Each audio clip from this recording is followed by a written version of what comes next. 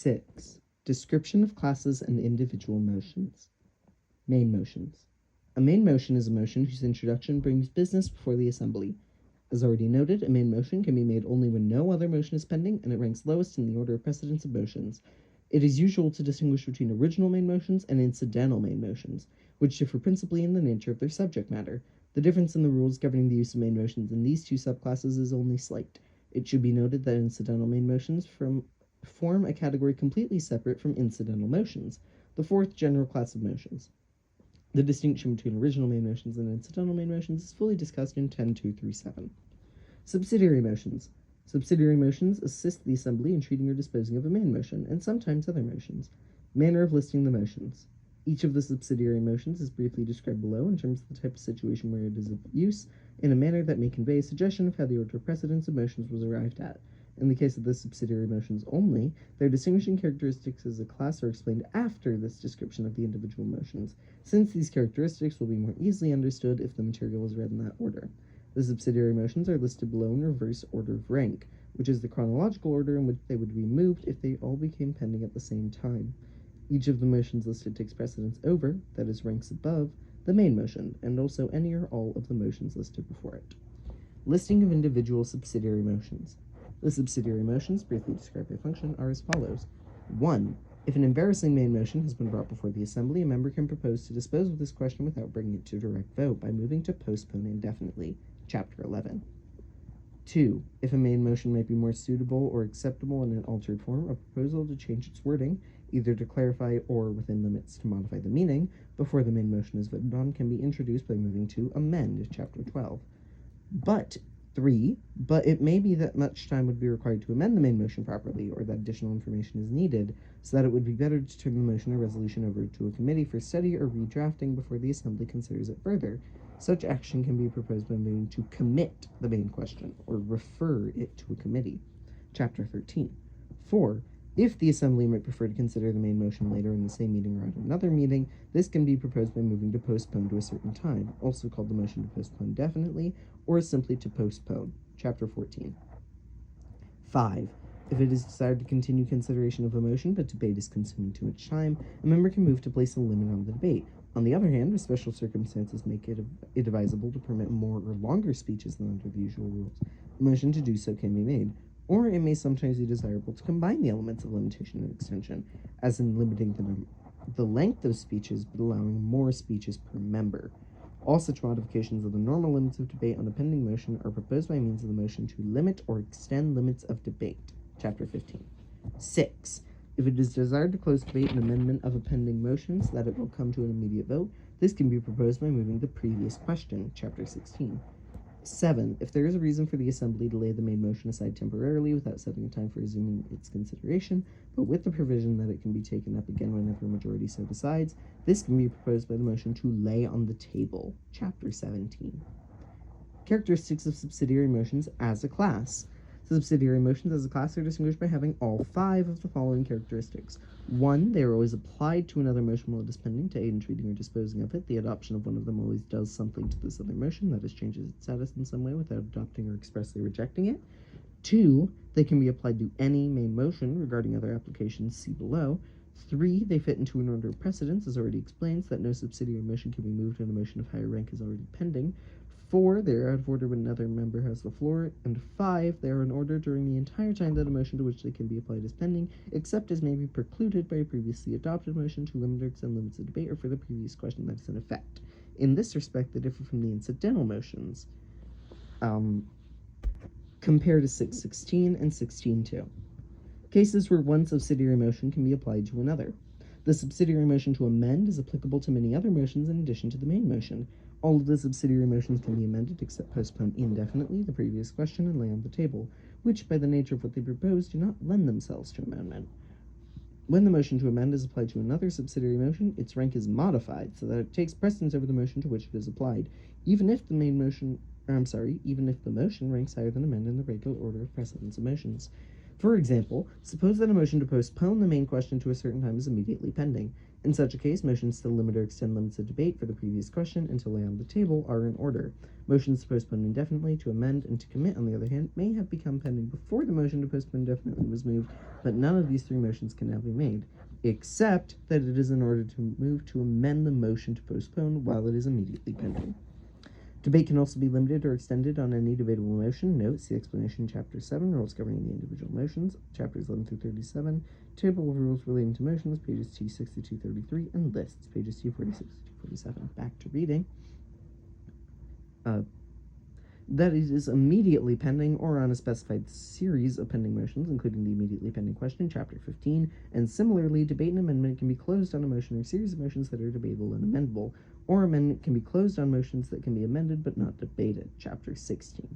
The four lowest ranking subsidiary motions can be debated, except that amend is undebatable when it is applied to an undebatable motion.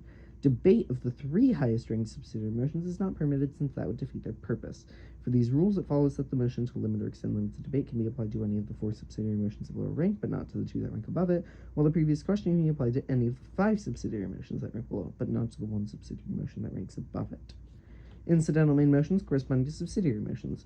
For each of the subsidiary motions, amend, commit, postpone definitely, and limit or extend limits of debate, there is a corresponding incidental main motion, see 10.4 through 5, of the same name that can be made when no other motion is pending. Each of the subsidiary motions is fully discussed in chapters 11 through 17. Privileged motions. Characteristics of privileged motions as a class. Unlike subsidiary incidental motions, privileged motions do not relate to the pending business, but have to do with special matters of immediate and overriding importance, which, without debate, should be allowed to interrupt the consideration of anything else. Like subsidiary motions, however, the five privileged motions fit into an order of precedence. All of them take precedence over motions of any other class, except in certain instances where the immediately pending motion may be a motion to amend, a motion for the previous question, or an incidental motion that was moved while a still higher ranking privileged motion was immediately pending. The privileged motions as a class are also known as privileged questions, which should not be confused with questions of privilege, as described in connection with the second motion listed below. Listing of individual privileged motions.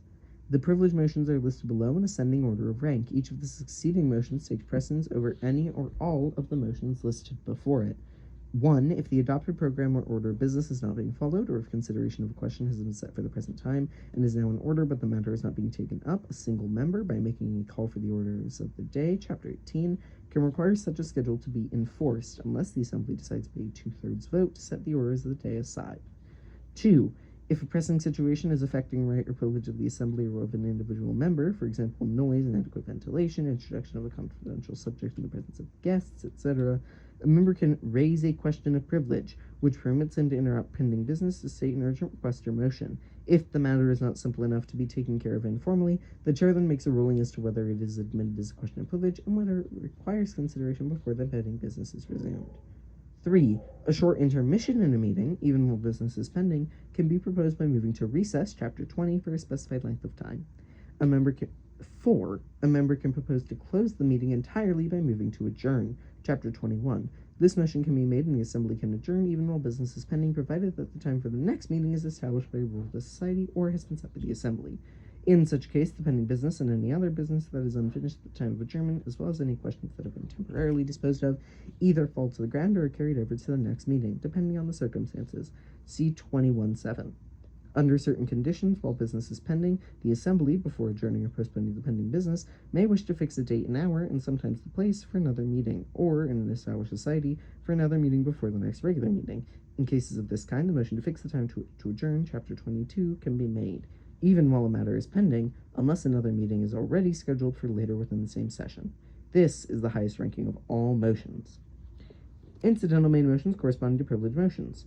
For the motions to recess, to adjourn, note the distinction between the main and the privileged motions. To adjourn is different from any other case where an incidental main motion corresponds to a secondary motion of the same name, since a motion to adjourn can under certain conditions be a privileged motion rather than an incidental main motion, even if made when no business is pending. See Chapter 21. Back to reading. And to fix the time to adjourn, there are corresponding incidental main motions of the same names, 10.4 through 5. Questions of privilege can also be brought up while no motion is pending, and at such times they are moved just as any main motion. Each of the privileged motions is fully discussed in chapters 18 through 22. Incidental motions. Characteristics of incidental motions as a class. Incidental motions relate in different ways to the pending business or to business otherwise at hand, some of them with varying degrees of resemblance to subsidiary motions, but none of them possessing all 5 of the characteristics listed in 6.6. As a class, incidental motions deal with questions of procedure arising out of 1. Commonly another pending motion, but also 2. Sometimes another motion or item of business A that is desired to introduce, B that has been made but has not yet been said by the chair, or C that has just been pending. An incidental made motion is said to be incidental to the other motion or matter out of which it arises, with but few exceptions. Incidental motions are related to the main question in such a way that they must be decided immediately before business can proceed. Most incidental motions are undebatable. Each of the incidental motions is applicable only in its own type of special circumstance, which may be a particular characteristic present in the motion to which it is incidental, or a particular point in time or possible occurrence during the assembly's involvement with the other motion or matter. This is an important respect in which incidental motions differ from subsidiary motions, since subsidiary motions, in principle and with certain qualifications already noted, 6.6, are applicable to any main motion over the entire time that it is pending. Listing of individual incidental motions. The order in which incidental motions are listed below, unlike that in which the subsidiary and privileged motions are presented above, has no relation to what other motions they may take precedence over or yield to. See discussion beginning in 6.18. The incidental motions arise as follows. 1. Although the presiding officer has the responsibility of enforcing the rules, any member who believes he has noticed a case where the chair is failing to do so can, at the time the breach occurs, call attention to it by making a point of order, Chapter 23. The effect is to require the chair to make a ruling on the question involved. 2. Although the duty of ruling on all questions of parliamentary procedure affecting the Assembly's proceedings rests with the chair, any 2 members, by moving and seconding an appeal, Chapter 24, immediately after the chair has made such a ruling, can require him to submit the matter to a vote of the Assembly. 3. When it is decided that the Assembly take up a question or do something that would be in violation of a rule that applies, it can be proposed in some cases to suspend the rules, Chapter 25, to permit accomplishment of the desired purpose. 4. If an original main motion has been made and a member believes that it would do harm for the motion even to be discussed in the meeting, he can raise an objection to the consideration of the question, Chapter 26, provided he does so before debate or any subsidiary motion other than a motion to lay on the table has been stated. The Assembly then votes on whether the main motion shall be considered, and if there is a 2/3 vote against consideration, the motion is dropped. 5. If a pending main motion or a pending amendment contains 2 or more parts capable of standing as separate questions, the Assembly can vote to treat each part accordingly in succession. Such a course is proposed by the motion for division of a question, Chapter 27. 6. If the main motion is in the form of a resolution or document containing several paragraphs or sections, which, although not separate questions, could be most efficiently handled by opening each paragraph or section to amendment one at a time before the whole is finally voted on, such a procedure can be proposed by the motion for consideration by paragraph or seriatim, Chapter 28. 7. If a member doubts the accuracy of the chair's announcement of the result of a voice vote, or even a vote by show of hands, or doubts that a representative number of persons voted, he can demand a division of the assembly. 29. A single member thus has the power to require a standing vote, but not to order a count, which only the chair of the assembly can do. See next item. 8. A member can move that a vote be taken A by ballot, B by roll call, or C by counted standing vote, especially if a division of the assembly has appeared inconclusive and the chair neglects to order a count. This grouping also includes motion D, that the polls be closed or reopened in a ballot vote. All these motions are grouped under the heading of motions related to methods of voting and the polls, Chapter 30. If the bylaws or rules of the organization do not... 9. If the bylaws or rules of the organization do not prescribe how nominations are to be made, and if the Assembly has taken no action to do so prior to an election, any member can move while the election is pending A, to specify one of various methods by which the candidate shall be nominated, or, if the need arises, B, to close nominations, or C, to reopen them. These are the motions relating to nominations, Chapter 31. 10. A member may request to be excused from a duty, Chapter 32, if he wishes to be relieved from an obligation imposed upon him by the bylaws or by virtue of some position and office he holds. 11. There are several other types of requests and inquiries, Chapter 33, which a member can make in connection with business that someone desires to introduce, or which is pending or has just been pending. These include A. Parliamentary inquiry, a request for the chair's opinion on a matter of parliamentary procedures that relates to business at hand, not involving a ruling. B. Request for information, or as it is also called, point of information, an inquiry as to facts affecting the business at hand, directed to the chair or through the chair to a member. C. Request for permission or leave to withdraw or modify a motion after it has been stated by the chair. D. Request to read papers. E. Request for any other privilege. The first 2 types of inquiry are responded to by the chair or by a member at the direction of the chair. The other requests can be granted only by the Assembly. Conditions under which incidental motions take precedence over or yield to other motions. Incidental motions take precedence over other motions according to the following principle. An incidental motion is in order only when it is legitimately incidental to another pending motion, or when it is legitimately incidental in some other way to business at hand. See 615. It then takes precedence over any other motions that are pending. Each incidental motion has its own rules that determine the conditions under which it is incidental. That is, the motions are situations to which it can be applied, and the circumstances or state of consideration at which this can be done. Usually, but not always, an incidental motion is legitimately incidental to another pending motion only while the other motion is immediately pending. As stated above, incidental motions have no rank among themselves and cannot be assigned positions within the order of precedence of motions, although they have individual relationships to that order which are described in the sections dealing with those motions, chapters 23 through 33. With the exception of the division of the assembly, incidental motions yield to the privileged motions and generally yield to the motion to lay on the table, unless the incidental motion arose out of a motion of higher rank than the one to which it would otherwise yield. See also second paragraph below. By the principle stated in the preceding paragraph, an incidental motion yields to any motion legitimately incidental to itself, as all motions do. For example, a motion for a division of a question or one to suspend the rules would yield to a point of order arising in connection with itself. Whenever it is stated in this book that incidental motions, or all incidental motions, take precedence over a certain motion, or that a certain motion yields to all applicable incidental motions, it must be understood that the incidental motions referred to are only those that are legitimately incidental at the time they are made. For example, incidental motions always take precedence over the main motion, but an objection to the consideration of the question is legitimate only against an original main motion, and the objection is no longer in order after consideration of the question has begun, even though the original main motion is immediately pending. Chapter 26. Similarly, a point of order takes precedence over any pending question of no matter how high a rank out of which it arises, but it does so only at the time that the breach of order occurs. In connection with motions that can be incidental to motions of any rank, such as point of order, appeal, suspend the rules, motions relating to voting, and certain types of requests or inquiries, whenever it is stated that one of these motions yields to all motions above a certain rank, the incidental motion nevertheless does not yield to any motion ranking below the one out of which it arises. For example, a point of order yields to the motion to lay on the table and to all privileged motions. This statement is true without qualification if the point of order is in connection with the motion ranking lower than lay on the table, that is, a main motion or any other subsidiary motion, but a point of order arising from a motion to recess would yield only to the two higher ranking privileged motions, to adjourn and to fix the time to which to adjourn. While a series consisting of a main motion and a number of subsidiary privileged motions is being considered, it is possible for some of the incidental motions, such as a point of order, an appeal, or a division of the assembly, to arise more than once in connection with different motions in the series. Incidental main motions corresponding to incidental motions. Counterpart to some of the incidental motions may occur as incidental main motions. For example, a standing rule can be suspended during a standing rule, Chapter 2, can be suspended for the duration of a session, Chapter 8, and a motion for such a suspension made when no business is pending is an incidental main motion. Similarly, a motion describing how nominations shall be made is an incidental main motion if it is moved while no election is pending.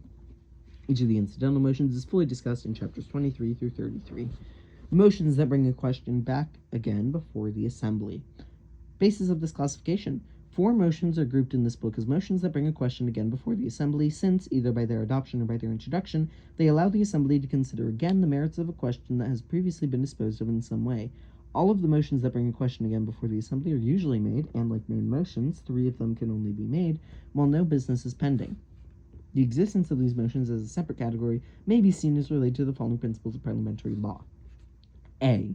During the meeting or series of connected meetings called a session, Chapter 8, in which the assembly has decided a question, the same or substantially the same question, cannot be brought up again except through special procedures. B. While a question is temporarily disposed of by any of several methods described in this and later chapters, but is not finally settled, no similar conflicting motion whose adoption would restrict the assembly in acting on the first question can be introduced. C. To change what the assembly has adopted requires something more in the way of a vote or previous notice of the members than was necessary to adopt it in the first place. The motions that bring a question again before the assembly enable the assembly, without violating the above principles, to reopen a completed question during the same session, or to take up one that has been temporarily disposed of, or to change something previously adopted and still in force. Listing of individual motions in this class. The order in which these motions are listed below has no relation to the order of precedence of motions. The first three of these motions are either main motions or have the same low rank as main motions, and the fourth is special characteristics related to rank. See 627.5 and 37.9.1. The motions that bring a question again before the assembly, as briefly described by function, are as follows. 1. If it is desired to resume consideration of a main motion along with any series of motions that may be adhering to it, see 1035, which lies on the table, it can be proposed by means of the motion to take from the table, chapter 34, that the motion or series becomes pending again. A main motion is said to lie on the table if it was laid on the table earlier in the present session, or in the last previous session with no more than a quarterly time interval having intervened, see 9.7, and it has not yet been fully disposed of. 2. If it is desired to cancel out or countermand an entire main motion, resolution, order, or rule that has been adopted and that has continuing force and effect, such action can be proposed by means of the motion to rescind or repeal or annul, chapter 35, and by another form of the same parliamentary motion, that is the motion to amend something previously adopted, also chapter 35, it can be proposed to modify the wording or text previously adopted or to substitute a different version.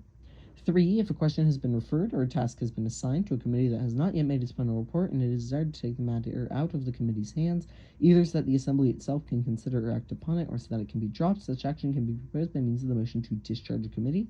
4. Which is chapter 36.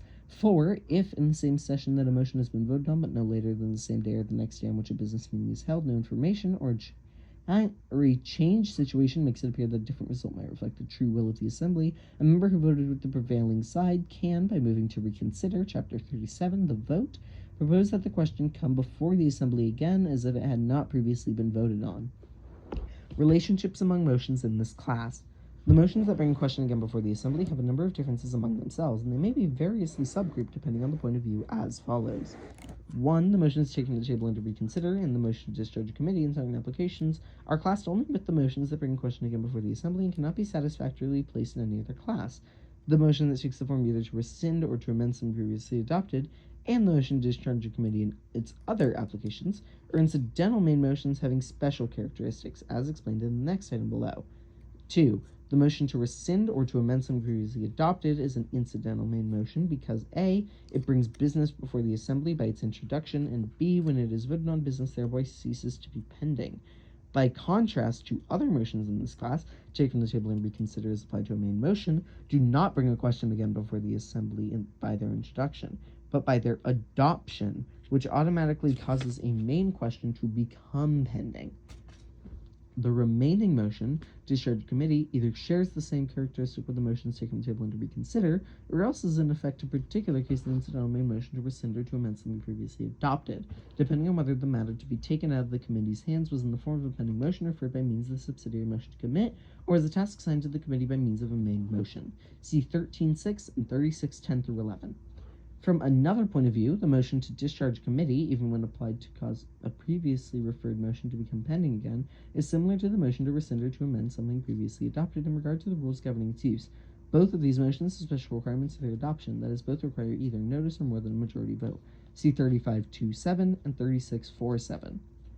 4. Again, the motion to discharge a committee, as applied to a motion that was referred in the motion taken from the table, have the common feature proposing that the assembly take up a matter still within its control, see 9.7 through 11 and 38.8, that was temporarily disposed of. On the other hand, the motion to rescind or to amend something previously adopted and the motion to reconsider are both applied to a motion that has been finally voted on. However, the latter motions differ from each other in that the motion to rescind or to amend something previously adopted can be applied only to a motion in which the vote was affirmative, and it proposes a specified change in a decision that may have been made at any time previously. By contrast, the motion to reconsider can, with certain exceptions, be applied to a vote that was either affirmative or negative within a limited time after that vote, and it proposes no specific change in a decision but simply proposes that the original question be reopened. 5. The motion to reconsider can be applied to several of the subsidiary, privileged, or incidental motions, and in certain cases when so applied, it assumes the character of a secondary motion, that is, a motion that can be made and considered while other motions are pending. It is the only one of the four motions in this class that can be applied to a secondary motion alone, that is, without being applied to a related main motion. Because of the time limit on making the motion to reconsider, the making of this motion takes precedence over all others. Even the highest ranking motion in the regular order of precedence of motions fixes the time to which to adjourn, but its consideration is only the rank of the motion proposed to be reconsidered. The motion to reconsider thus cannot always be taken up at the time it is made. This feature of the motion is one of its unique characteristics. Each of the motions that bring question again before the assembly is fully discussed in chapters 34 through 37.